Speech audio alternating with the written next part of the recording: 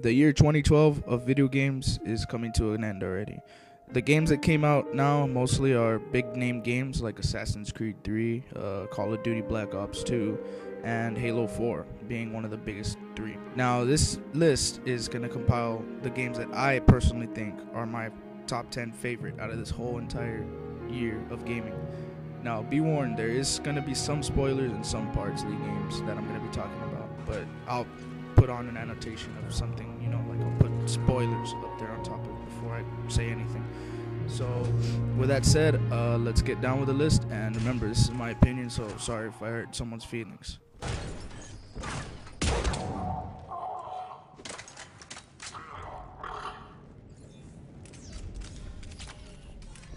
What's that smell? They just activated the decontamination protocols, with the staff still inside. Number 10. While I hate Call of Duty games, I felt I needed to put this one up here just for the fact that it's a big name game in the gaming business now. Don't get me wrong, I have played other Call of Duty games, Call of Duty 4 being my all-time favorite. I just didn't see any new mechanics in this game. I felt like I was playing an add-on to Black Ops 1, if we're being honest. Raul Menendez is an average villain. I felt as if he wasn't really as dangerous as Makarov from Modern Warfare 3. But he does actually fight for a good cause, even though he gets his point across kinda. Yeah. But everything else felt so uninspired. The levels were boring, the cinematics were what you'd expect from a Call of Duty game, really flashy and just over the top, slow motions everywhere, and the multiplayer didn't really interest me that much this time. But the zombie mode got a whole lot better, with the inclusion of zombie campaign-like mode where you can actually visit each separate level in a bus, which is pretty great. A level where two are Russian operatives and CIA operatives, where if one of the Russians or vice versa is downed, only their partner can help them. So that adds a level of competitive and co-op aspects, which I liked a lot. The main one though is with the bus. It's great that they included makeshift weapons and add-ons that you can find for the bus. That was a great addition, I think. Being able to make makeshift zombie riot shields is awesome. Be warned though, getting off the bus is a bad idea. I can't see you, Stuhlinger, but I can smell you. Number 9. Basically, it's Skyrim if you put more mythical creatures into it and fix the third-person perspective. Dragon's Dogma surprised me, in the fact that when you fight, you feel like you're not just battling another monster again and again, similar to Demon Souls. You actually have options. Should I use range to attack? Should I send my pawn as bait to sneak attack my enemy? Or should I just go John fucking Rambo and jump on his goddamn back? The game instantly brought the strategist out of me.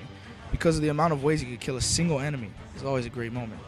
Also, when you climb on top of enemies, it instantly brought out the child in me. Because when I was a child, I used to climb trees and pretend they were dragons and monsters. And I used to try to slay them. It instantly brought me that satisfaction again. And I love this game, and it's a great game. Climb up you. Slice at your leg. Sideways like a champ. I just hold on to my legs. Number 8. Set after the events of Kingdom Hearts RE coded, that's how I call it, recoded, I don't care. This game takes place as Sora and Riku are taking the Mark of Mastery exam to try to protect the worlds from the return of Xenohort. I don't give a shit! What I like about this game is the drop system. It kind of changes the gameplay and it focuses you to make haste with each character. You want to finish a mission with Riku, you better hurry up because the drop system is going to make you drop Sora's story, which is pretty cool because it gives you a added satisfaction when you know you beat a story after you basically got back from the drop system. The characters that make it into the game are actually surprising. I never expected Neku Sakuraba to be in a Kingdom Hearts game. The world ends with you crossovers with the Disney characters, sweet. And the new characters are excellent as well. Finally, I get to play in the Hunchback of Notre Dame's area, La Cité des Cloches, or the City of Bells. Also, you have these new monsters that that replace the Heartless from the first and second games. They're called Dream Eaters, and they're a really good aspect of the game. I like to capture new ones, or I like to create new ones, and they each have their own special ability or one that you could add into their person. So that way, you could have it more attack, more magic, more defense. and each one has a role to play, and each has a special ability that you can activate with Riku or Sora respectively. So that was really cool. I like that addition. The drop system is great, and it's a unique twist to the game. Hopefully I can make a review of it soon. Number 7. The zombie game that never happened finally happened. Why can't other zombie games be like this? Why? Please tell me. You, the player, controlling your own path, not being cut off by stupid fetch quests or needless survivors. The game portrays realistic effects to your player. For example, they will need water and food.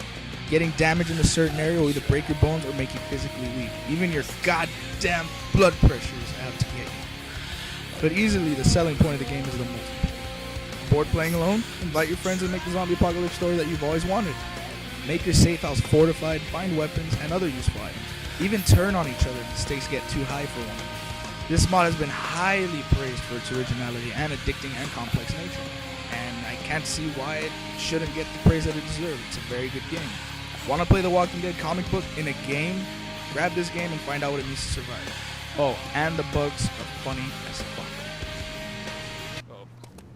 This way. What? I broke my bone. Hurry, come back. What just happened? Oh my, give me morphine. What the heck? Give me blood. Bandage my wounds. What? I think the wall just tried to eat me. Number 6. Come on. Borderlands is a fun game. The guns, the characters, the humor, it's all great. More guns this time around, and the fact the main characters from the old one make a cameo and actually help is a great throwback to the original. Choosing which class you're satisfied with will be hard at the beginning, whether it be Salvador, a crazed gun berserker, Maya, a siren, much like Lilith, but with a new ability called Phase Walk that freezes enemies, Axton, the commando this time around, and not only 1, but 2 turrets, fucking rape, and Zero, a new and my favorite class that can invis for a short time and critical hit by enemies. Whichever one you choose, you're gonna have a hell of a fucking time. Number 5. So many remakes and HD ports of old games came and went, and none of them caught my attention more than The Legend of Zelda Ocarina of Time remake. Hey, that's an old game and it's a remake. How dare you put it on this list? Well, 1, this game was my favorite N64 game growing up.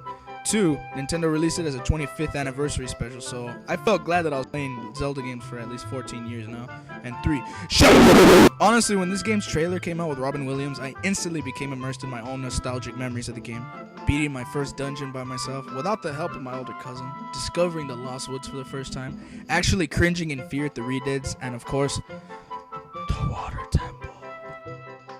But seriously, this port of the N64 classic is superb, and the updated graphics don't hurt either. Honestly, I was scared that the 3DS might have some kind of stupid control scheme in working with the 3DS, but it has sublime controls. Actually, I think sometimes it's better than the old 64 controls. The best addition, besides the fact that you don't have to press start to switch to the goddamn iron boots in the Water Temple section, is the motion control for the 3DS. Wanted the control of the Wii remote in the old Ocarina of Time games for the 64? Now you do. Simply tilting the console while aiming the bow or slingshot or hookshot will give you control of said item with tremendous accuracy. Not to say the controller never failed on the N64 version, this one just seemed more fluent, and it was your fault if you missed a shot, not the game's. I could go on for hours about Link, Hyrule, itself, of course, but let's just say, here's to our childhoods, from the 90s kids, as myself, to the new generation.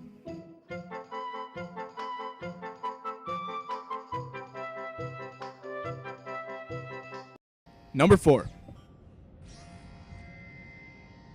Amy looked promising, but was plagued by bad controls, horrible AI, and stupid as fuck fighting controls. I Am Alive had so much potential, but failed to make sense. So what game actually had me by the balls with its presentation and well-rounded gameplay? Mass Effect 3.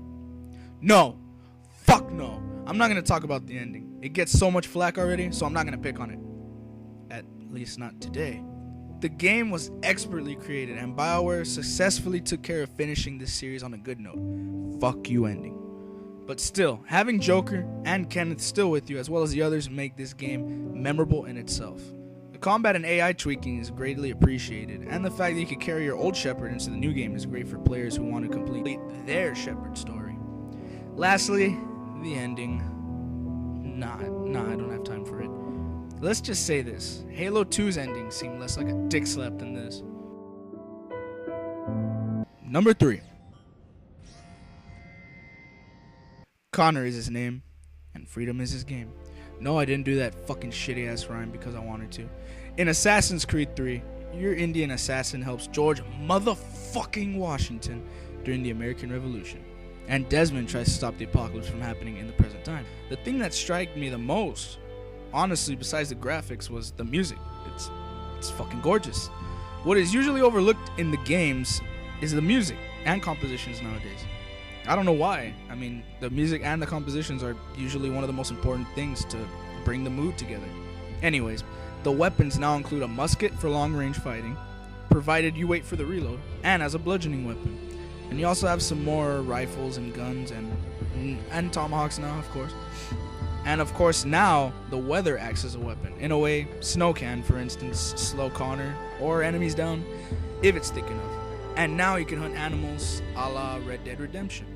This game has many great additions and is easily the greatest Assassin's game yet. I mean in the Assassin's series, don't worry about the Assassin's gaming.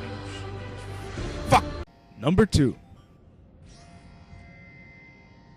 The greatest living Xbox series just got a whole lot better, thanks to this new addition to the franchise. 343 basically nailed every aspect of what a Halo game should be, but made more possible.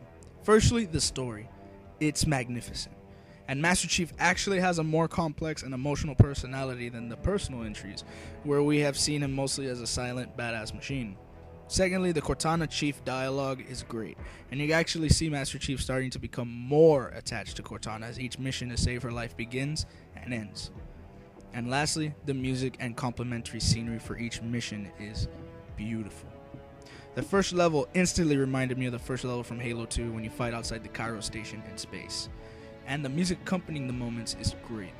This game was a good one, but the campaign left me with something to be desired. Don't get me wrong, the campaign was good from start to finish, but the missions seemed bland.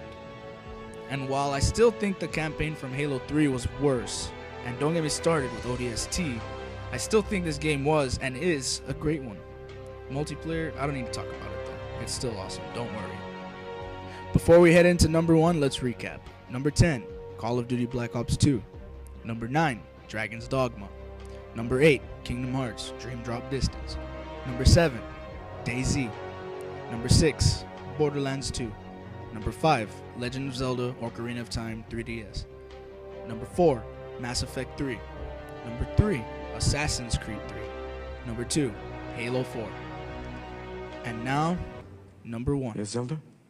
I can't express in words how much this game has affected me. This game easily beats every single entry in this countdown. When I made this list, I made sure that this one was number 1. The story, the characters, everything about it was just perfect. The Walking Dead video game. Honestly, I really can't express how great of a game this is. Again, I'm sorry I'm saying it, but everything about it is just superb. Lee Everett is easily my number 1 greatest video game character of these past 5 years. Clementine is such a great sidekick to Lee, and even made me want to make sure she was okay, which never usually happens with me in video game characters, but I just felt so attached to Clementine as a character, I couldn't help but be nervous or even scared for her protection. This game is all about choices, and the effect those choices have on the group, and your outcome as a person in their eyes. The story, the character, the mood, and intense situations in which the group gets into easily is one of the best written stories of any game. Whoever made the scripts was just awesome. The voice of Lee Everett honestly fits so well with the character, and it doesn't hurt to know that the actor himself has a child too, so he really got into his character, which is very great. The voice actress of Clementine too deserves praise, mainly because her voice is just perfect with Clementine's design. It makes you feel for the characters. Their voices, the way their urgency is, their problems, everything about it is just great. This game, if you haven't bought it, honestly, you're missing out on one of the best 2012 games of all time. So thanks for watching, and please subscribe if you can. That'd be great. I'd gladly sub back. And don't forget to check out my other videos, you know, my Let's Plays and my little mini reviews of other games, and my other channel, Jojo Hernandez 14. I'd greatly appreciate it, and thanks for your time.